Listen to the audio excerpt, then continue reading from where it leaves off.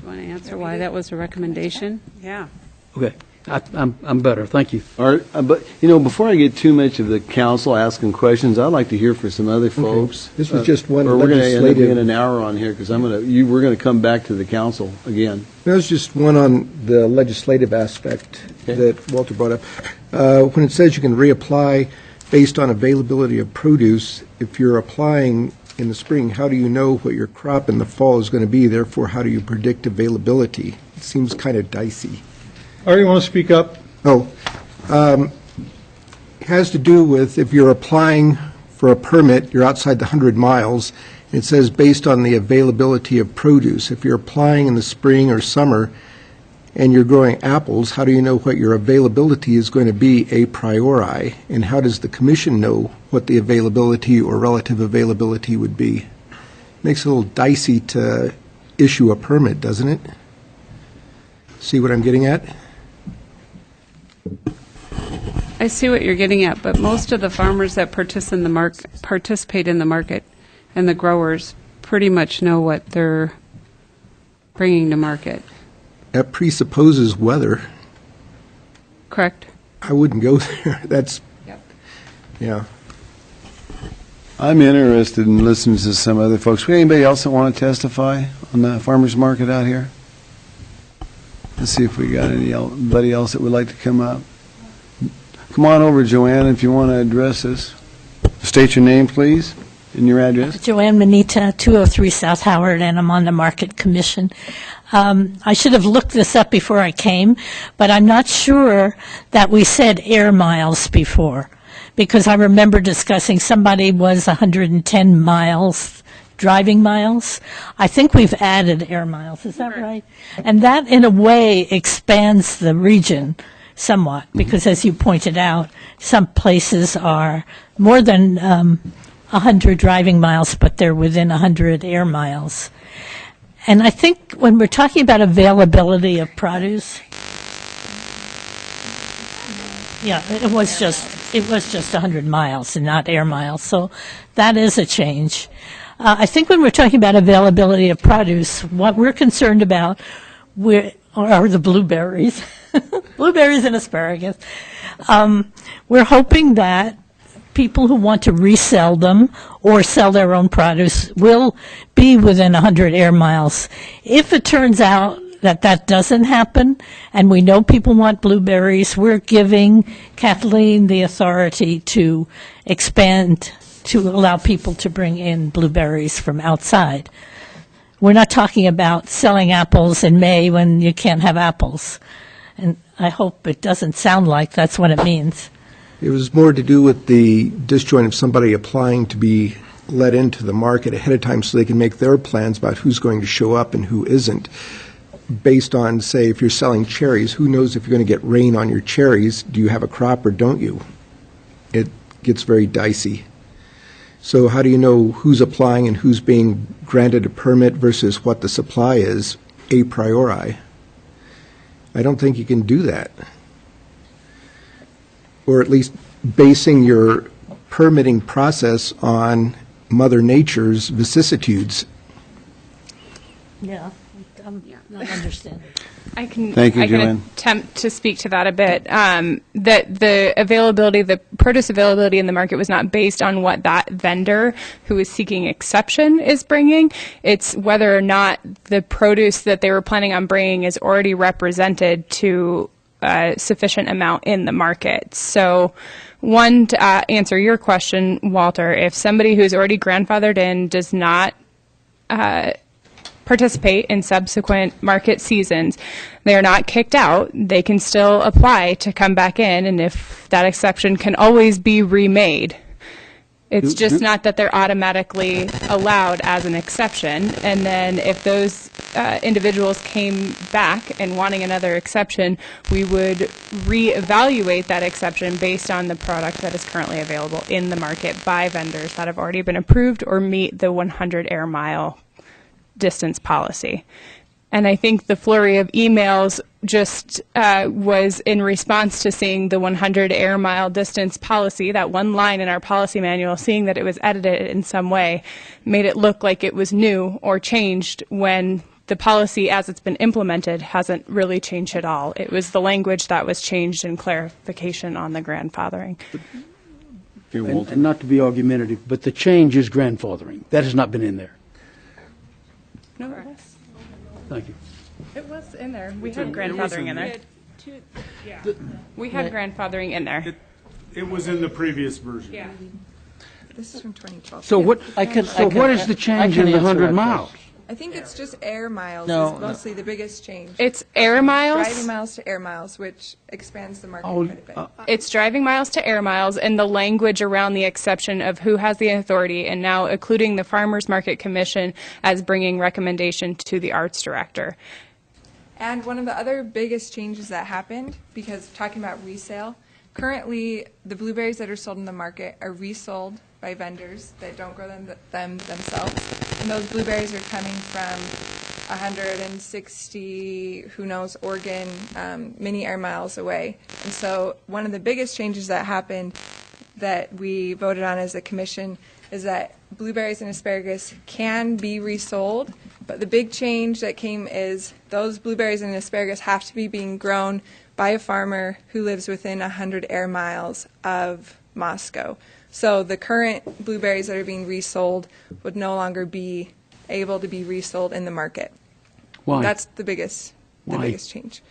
Because, well, I can't speak for the whole commission as a whole, but my feeling on it and why we voted to approve that is because asparagus and blueberries do grow well in this region. There are people growing them within 100 miles, growing them themselves, that they wouldn't be being resold by someone who's not putting in the investment of the time and the money and the work.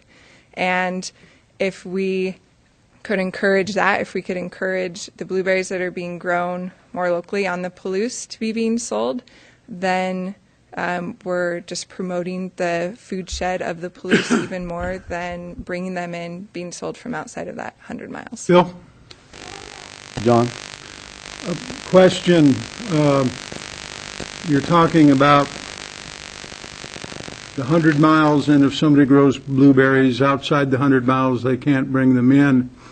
Somebody that grows blueberries inside the 100 miles can bring them in. Can't the pricing of the market take care of that? Person comes from outside of 100 miles, it's going to cost them more to bring their product to market. They're going to have to charge more, or they're going to go broke. The person that grows their blueberries within 15 miles of Moscow is going to be able to bring their stuff in, sell it at a smaller price or a lower price, and will have a competitive advantage, at least as far as selling their product first. And the person that comes from outside of the 100 miles would have to charge more, or should charge more. If they don't charge more, they're going to go broke, and you don't need to worry about them. Well, currently, I would argue, the people that are selling the blueberries, they're reselling them. So they don't have to pay any of the money that it costs for the land, for the labor, for the plants, for the anything to grow those blueberries. So their costs are very low. All they have to do is pick up the blueberries and drive back and sell them. Whereas a farmer that's putting all of the investment in to grow those blueberries and all of I'm a farmer too, so I could tell you about some of those costs. They are going to have a lot more costs even than that person that's driving, because that person that's driving is not growing them themselves. If it's somebody that's actually growing them that's coming in from outside of 100 miles and they're shouldering all of those costs, that would be different than someone that's just reselling blueberries outside of 100 miles. Bill, follow up? You want to follow up, John? And then I'll go to Tom. No, John, go ahead. John, Go do your after follow-up, and then I'll go to Tom. From what you just said, then I believe that the person that's growing blueberries 150 miles from here has no cost in the blueberries. Because when they put them in the basket and sell them to Tom to bring up here, don't they put all of the attendant cost on the blueberry and sell them to Tom, and then Tom has to sell them to somebody else? I'd eat them first. Okay, well, that solves that problem. Okay. Is that not true, or? Let her answer that. I just wanted to say we've gotten into the price of blueberries per pint. We've priced out by the gallon. We've priced out, I mean, our commission has discussed blueberries and asparagus more so than I ever have in my life. And I know more about it than I ever will need to. The reason that this recommendation came across specifically for blueberries and asparagus is those were two items identified by the arts director as being very important to our consumers. Those are two items that help the market early in the season, and two items that people come for and look for. So those were two items we knew that were important to keep in our market. However, we wanted to try and have them come from the same 100 air miles that we require of all vendors. So it's consistent across all of our vendors, and our food system is staying within the 100 air miles as we see that it supports the mission. Now, one thing that Amanda didn't know is if we cannot find those items within our 100 miles, Kathleen still has the ability to bring them in from elsewhere. But we wanted to challenge ourselves to find them within the 100 miles so we can support that local food system that we've already developed within our policies. We've identified them. It's part of our commission's work and our charge to get them to come to market so we can meet that supply within the 100 air miles without having to go outside of it.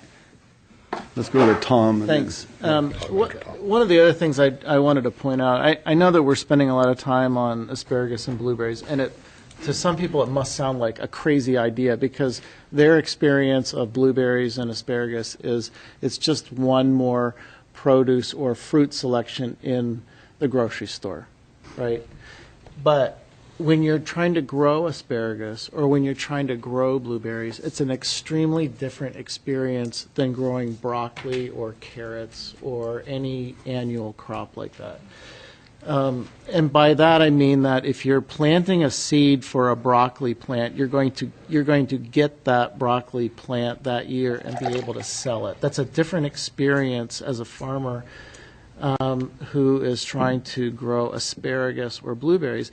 That takes many years from planting that plant to harvesting that plant and being able to sell it in a market.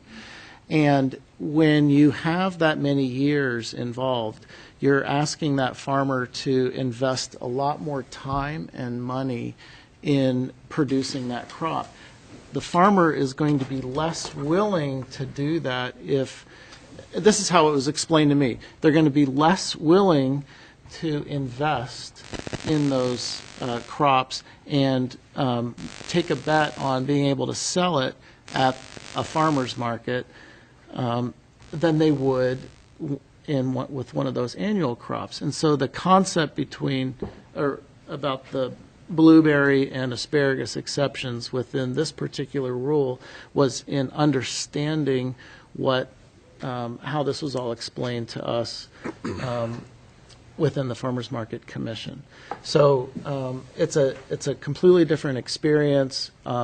It's an understanding of the importance of the crops to the consumers, but then also understanding the time investment that it takes to get the stuff produced and grown in an area where we don't already have a huge amount of history of it being grown very close to town. So it's an attempt to try to change what's available for the consumers of Moscow. Dan had a question. So hopefully that helps to put it into perspective.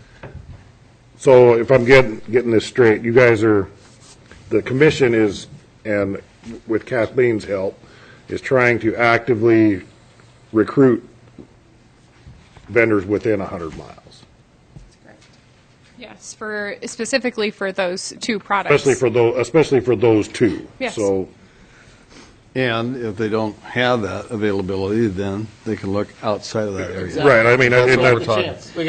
The hope is that the consumer on market day will not see a change in what produce is available specifically with those two items, but we'd like them to come from the same area that we require of our season. One of the things I would suggest to this council is that we don't overmanage this. Yeah, well, I've learned more about blueberries. Well, I know that.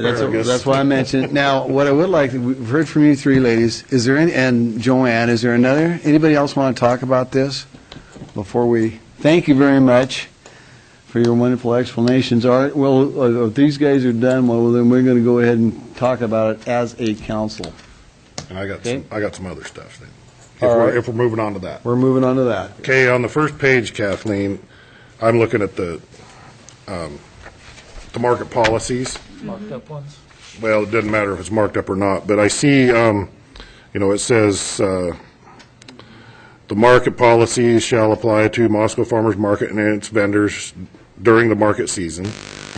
These market policies have been developed from input sent to the City Council by the Farmers Market Commission, and in parentheses it says, which represents market vendor interests.